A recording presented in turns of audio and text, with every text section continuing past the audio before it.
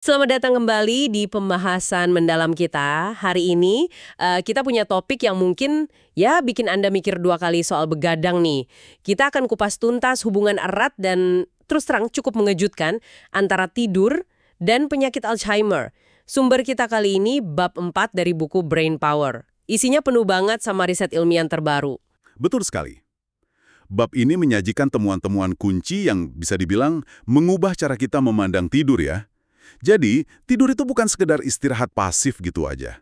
Tapi ini proses aktif yang fundamental buat kesehatan otak jangka panjang Anda. Nah, misi kita di sini adalah kita gali lebih dalam mengapa tidur itu krusial banget dalam konteks risiko Alzheimer, dan juga apa sih kata sains soal langkah-langkah yang bisa kita ambil. Salah satu ide menarik dari sumber ini, katanya, tidur itu kayak mekanisme pembersihan super gitu ya, buat otak kita setiap malam. Oke, mari kita bongkar ini. Ya, kita bisa mulai dari gimana pemahaman ini awalnya muncul. Jadi, dulunya itu, para peneliti ngelihatnya dari sisi sebaliknya. Mereka sadar kalau penyakit Alzheimer itu sendiri yang merusak pola tidur pasien. Jadi awalnya dikira itu salah satu gejalanya aja ya. Saya ingat baca di sumber kita, bab 6 itu, Alzheimer secara spesifik ganggu bagian tidur yang paling dalam. Yang namanya non-REM slow wave sleep atau tidur gelombang lambat itu kan. Tidur jenis ini kan katanya penting sekali buat menyimpan ingatan ya. Buat konsolidasi memori. Ada studi dari Mender dan rekan-rekannya tahun 2015 yang menyoroti ini secara khusus kalau tidak salah. Tepat. Di fase tidur gelombang lambat inilah otak kita bekerja keras menguatkan memori-memori baru. Istilahnya, memindahkannya ke hard drive jangka panjang otak kita. Dan gangguan tidur pada penderita Alzheimer ini bukan sekadar perubahan tidur biasa karena manual loh, ini lebih parah. Sumber kita, bab 6 Brain Power itu, menghubungkan gangguan spesifik pada tidur gelombang lambat ini dengan penumpukan plak protein beta amiloid. Dan numpuknya itu di area-area otak yang vital buat memori dan juga regulasi tidur, termasuk area kunci di bagian depan otak, korteks prefrontal medial itu. Jangan-jangan justru tidur yang buruk itu yang jadi pemicu atau setidaknya mempercepat laju Alzheimer, bukan cuma sekedar gejala. Pertanyaan itu ya benar-benar mengubah arah penelitian di bidang ini. Bukti awal yang cukup ya bisa dibilang mengkhawatirkan itu datang dari studi pada hewan. Misalnya penelitian Kang dan timnya pada tikus tahun 2009 yang juga dirujuk di sumber kita. Mereka nemuin sesuatu yang cukup dramatis. Jadi, waktu tikus-tikus itu kurang tidur nyenyak, kadar protein beta amiloid di otak mereka itu meningkat. Hampir seketika. Seketika, wah, itu kedengerannya cepat banget ya prosesnya. Jadi ini bukan lagi sekedar Alzheimer's bikin susah tidur, tapi susah tidur bisa jadi kontributor ke Alzheimer, kayak lingkaran setan gitu. Persis. Konsep lingkaran setan ini semakin kuat didukung oleh bukti-bukti pada manusia, seperti yang dijelaskan juga di bab 6. Kita sekarang paham kalau ada hubungan dua arah yang, berbahaya di sini. Kurang tidur nyenyak itu mempercepat penumpukan racun Alzheimer. Nah, sebaliknya, penumpukan racun ini, terutama kalau numpuknya di area otak yang ngatur tidur, itu malah semakin merusak kualitas tidur itu sendiri. Jadinya siklus yang saling memperburuk.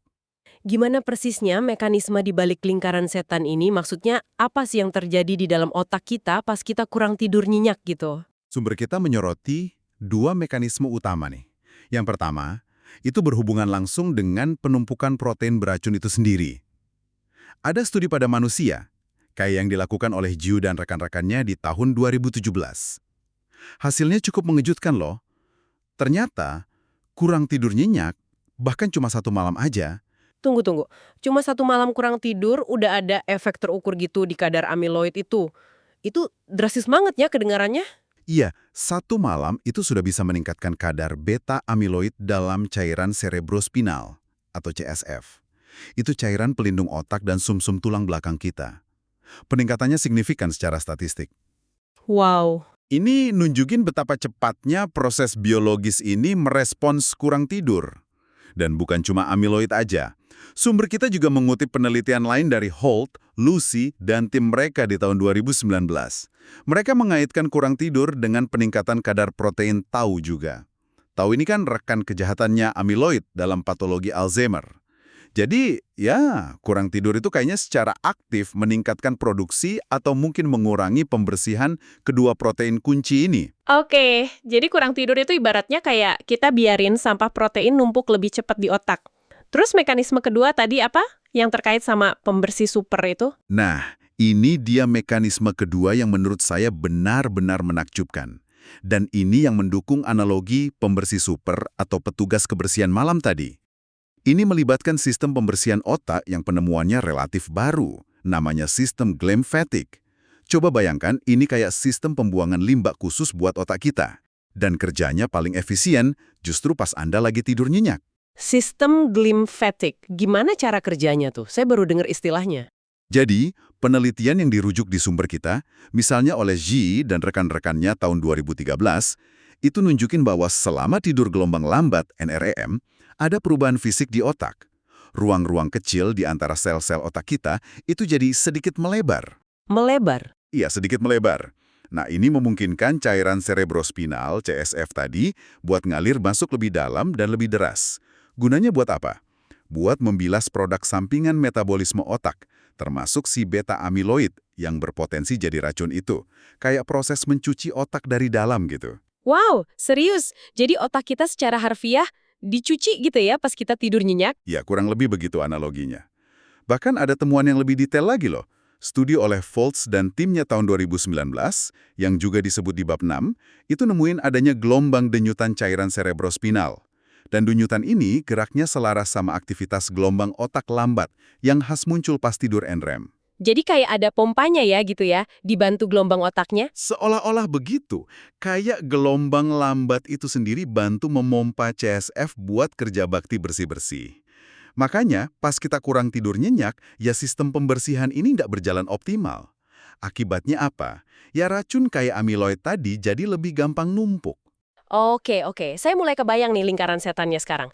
Jadi tidur buruk, Iya, bikin sistem pembersihan glimfatik kurang efektif, betul. akibatnya racun amiloid dan tau numpuk, terus penumpukan racun ini apalagi di area otak yang ngatur tidur. Nah, Bikin tidur jadi makin parah lagi. Dan siklus ini muter terus, akhirnya kontribusi kerusakan memori dan fungsi kognitif lain yang kita kenal sebagai Alzheimer. Gitu ya kira-kira? Anda menangkapnya dengan sangat baik. Persis seperti itu. Dan pemahaman ini membawa kita pada implikasi yang sangat penting buat kita semua nih. Nah, ayo kita bawa ini ke ranah yang lebih personal. Kenapa pemahaman dari bab 6 ini penting buat Anda semua pendengar kami? Ini kan bukan cuma sekedar sains yang keren aja ya. Pasti ada dampak nyatanya ke cara kita memandang kesehatan otak kita seiring bertambahnya usia. Dampaknya sangat nyata. Dan yang menarik di sini adalah implikasinya ini nggak cuma bikin kita waspada atau takut ya, tapi juga bawa secercah harapan. Gini logikanya. Kalau kurang tidur bisa mempercepat Alzheimer, berarti kan menjaga kualitas tidur itu bisa jadi strategi pencegahan. Atau paling nggak, penundaan penyakit ini. Masuk akal. Dan ini bukan cuma teori loh. Sumber kita mengutip temuan ini dari referensi nomor 51 di buku itu yang sangat menjanjikan. Jadi pada orang yang udah punya tanda-tanda awal penumpukan amiloid atau mungkin masalah kognitif ringan, intervensi untuk memperbaiki gangguan tidur mereka itu terbukti bisa memperlambat penurunan kognitif dan menunda munculnya gejala Alzheimer secara signifikan. Berapa lama? Disebutkan bisa sampai 1 dekade. 1 dekade? Wah, itu waktu yang sangat berharga. Ini benar-benar mengubah cara pandang kita soal tidur ya. Bukan lagi cuma istirahat, tapi jadi investasi kesehatan otak yang aktif. Kalau gitu, ada nggak sih solusi atau pendekatan spesifik yang disebutin di bab 6 ini buat bantu orang ningkatin kualitas tidur nyenyaknya, terutama buat yang berisiko? Sumber tersebut memang menyinggung beberapa pendekatan. Salah satu yang udah cukup mapan dan terbukti itu namanya terapi perilaku kognitif untuk insomnia atau CBTI. Ini pendekatan non-obat yang efektif banget. Intinya itu ngebantu ngerubah pola pikir dan kebiasaan yang menghambat tidur nyenyak. Jadi bukan cuma sekedar minum pil tidur gitu. CBTI ya, fokusnya lebih ke perilaku dan pikiran seputar tidur. Oke. Terus ada nggak pendekatan lain yang mungkin lebih canggih gitu? Ada juga penelitian yang cukup menjanjikan di bidang teknologi stimulasi otak non-invasif. Ini kedengarannya agak futuristik ya, tapi idenya itu pakai metode kayak arus listrik yang sangat kecil dialirkan lewat kulit kepala. Atau bisa juga dengan memainkan nada-nada auditori tertentu yang disinkronkan sama irama otak pas tidur. Tujuannya sama aja sih, secara spesifik mau memperkuat atau ningkatin durasi dan kualitas tidur gelombang lambat yang krusial tadi. Stimulasi otak buat tidur lebih nyenyak. Wah, menarik banget. Tapi mungkin masih perlu waktu ya sebelum ini jadi umum dipakai. Betul, ini sebagian besar masih dalam tahap pengembangan dan penelitian intensif.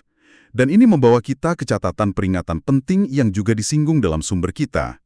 Sekarang ini kan banyak banget ya aplikasi atau gadget tidur komersial yang beredar di pasaran. Janjinya macam-macam, bisa meretas tidur Anda lah, ningkatin tidur nyenyak secara instan lah.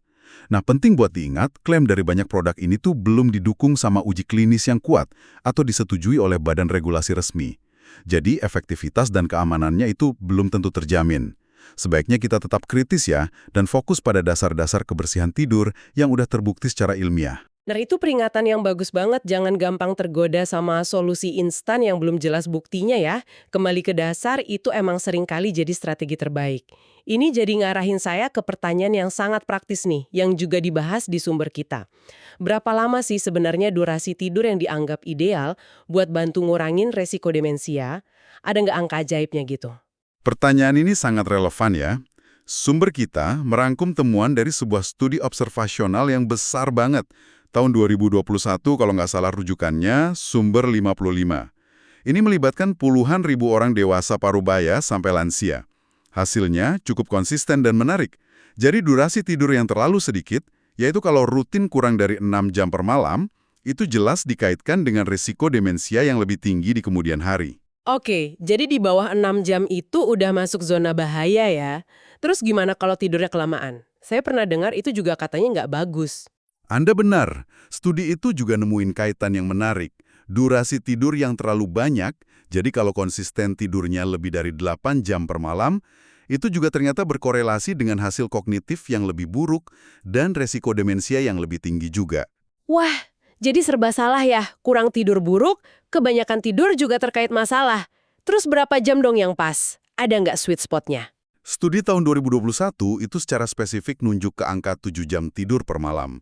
Itu durasi yang tampaknya paling optimal buat kesehatan kognitif di usia parubaya dan lebih tua. Mereka yang konsisten tidur sekitar 7 jam itu punya resiko demensia paling rendah dibanding kelompok yang tidurnya lebih sedikit atau lebih banyak. 7 jam? Oke, itu target yang spesifik.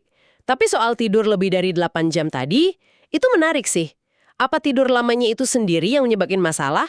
Atau ada penjelasan lain ya? Nah, ini menimbulkan pertanyaan penting, dan sumber kita mengingatin kita buat hati-hati dalam interpretasinya. Kaitan antara tidur lebih dari 8 jam dengan resiko demensia, ini sifatnya korelasi ya, bukan pasti sebab akibat. Ada kemungkinan besar kalau tidur yang sangat lama itu bukanlah penyebab masalah kognitifnya, tapi justru malah udah jadi gejala awal dari perubahan otak yang mendasari demensia. Atau mungkin juga akibat dari kondisi kesehatan lain, misalnya depresi, atau sleep apnea yang nggak terdiagnosis, atau penyakit kronis lain yang kebetulan juga ningkatin resiko demensia. Jadi fokus utama pencegahan itu tetap pada bahaya kurang tidur kronis yang di bawah 6 jam itu. Jadi, apa artinya semua ini buat kita sehari-hari? Kalau kita tarik benang merahnya nih dari pembahasan bab 6 ini. Artinya sangat jelas sih. Dan menurut saya cukup memberdayakan kita. Jadi, memprioritaskan tidur yang konsisten dan cukup. Dengan target sekitar 7 jam per malam sebagai panduan, berdasarkan bukti saat ini, itu bukanlah sebuah kemewahan. Itu adalah salah satu alat paling ampuh yang ada dalam kendali kita buat menjaga kesehatan otak jangka panjang. Dan secara aktif, ngurangin resiko penurunan kognitif serta demensia di kemudian hari. Ini investasi kesehatan yang fundamental banget. Baik, mari kita coba rangkum poin-poin penting dari eksplorasi kita di bab 6 Brain Power ini ya. Kita lihat ada hubungan dua arah yang krusial banget antara tidur, khususnya tidur gelombang lambat, dengan penyakit Alzheimer. Alzheimer bisa merusak tidur, tapi yang lebih mengkhawatirkan, kurang tidur itu bisa mempercepat penumpukan protein racun kayak amyloid dan tau. Sekaligus juga ganggu kerja sistem pembersihan alami otak kita, si sistem glymphatic itu. Ini jadi kayak lingkaran setan gitu ya. Betul. Dan di sisi lainnya, ada harapan. Menjaga kualitas dan kuantitas tidur yang baik, membidik sekitar 7 jam semalam, Dan juga mengatasi gangguan tidur kalau memang ada, itu bisa jadi strategi penting buat menunda atau memperlambat laju penyakit. Pendekatan kayak CBTI itu nawarin solusi perilaku yang efektif. Sementara teknologi baru mungkin nanti akan bantu di masa depan, tapi ya untuk sekarang, kita perlu tetap pegang dasar-dasar yang terbukti sambil nunggu bukti lebih lanjut soal teknologi baru itu. Tepat sekali. Kualitas dan kuantitas, dua-duanya penting ya buat diperhatiin. Tidur cukup aja nggak cukup kalau nggak nyenyak, dan sebaliknya juga. Nah, sebagai penutup nih, saya ingin ajak Anda semua merenung sejenak dengan satu pertanyaan. Pertanyaan ini dibangun dari semua yang udah kita bahas hari ini. Mengingat betapa eratnya hubungan antara tidur nyenyak dan pembersihan racun di otak yang baru kita diskusikan tadi. Bagaimanakah gaya hidup modern kita sekarang ini dengan paparan cahaya biru dari layar sampai larut malam, jadwal kerja dan sosial yang sering neken waktu tidur, konsumsi kafein dan stimulan lainnya, serta jadwal tidur yang sering kali nggak teratur, mungkin secara diam-diam, tanpa kita sadari sepenuhnya, lagi membentuk ulang resiko kita terhadap penyakit neurodegeneratif seperti Alzheimer di kemudian hari. Sebuah pertanyaan reflektif yang penting dan mungkin sedikit menusuk ya buat banyak dari kita di zaman sekarang ini. Terima kasih sudah menyimak pembahasan mendalam kita mengenai tidur dan Alzheimer berdasarkan sumber yang Anda berikan. Semoga informasi ini memberi Anda wawasan baru dan mungkin motivasi ya untuk lebih menghargai waktu tidur Anda. Sampai jumpa di kesempatan berikutnya.